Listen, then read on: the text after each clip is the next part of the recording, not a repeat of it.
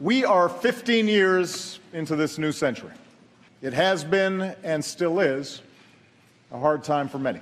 But tonight, we turn the page. The shadow of crisis has passed, and the state of the union is strong. Will we accept an economy where only a few of us do spectacularly well? Or will we commit ourselves to an economy that generates rising incomes and chances for everyone who makes the effort?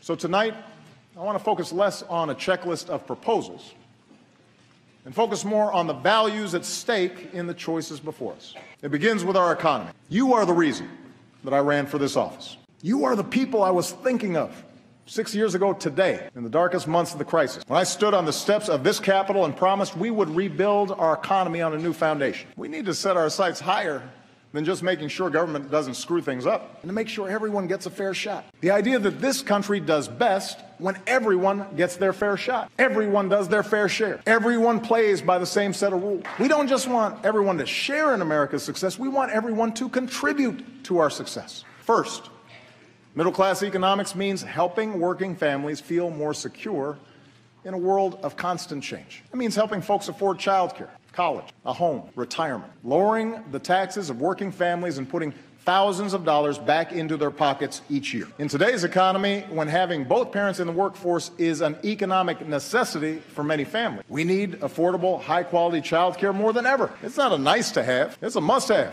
So it's time we stop treating childcare as a side issue or as a women's issue and treat it like the national economic priority that it is for all of us. That's why my plan will make quality child care more available and more affordable for every middle-class and low-income family with young children in America by creating more slots and a new tax cut of up to $3,000 per child per year. Today, we are the only advanced country on earth that doesn't guarantee paid sick leave or paid maternity leave to our workers.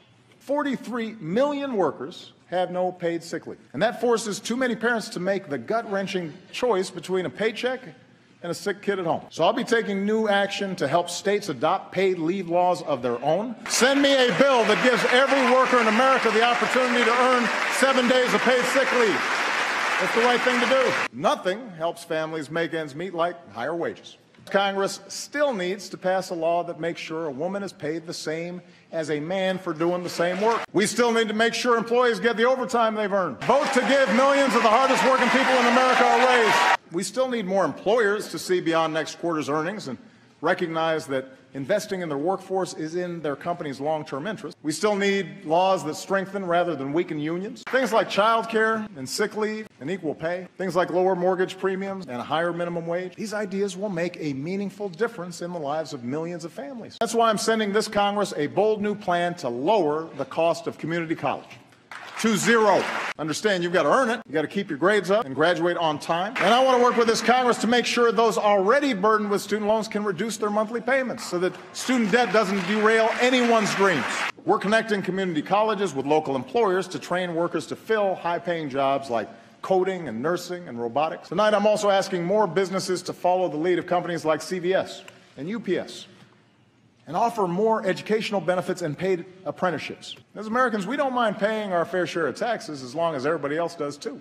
But for far too long, lobbyists have rigged the tax code with loopholes that let some corporations pay nothing while others pay full freight. They've riddled it with giveaways that the super rich don't need while denying a break to middle-class families who do. To close loopholes so we stop rewarding companies that keep profits abroad and reward those that invest here in America.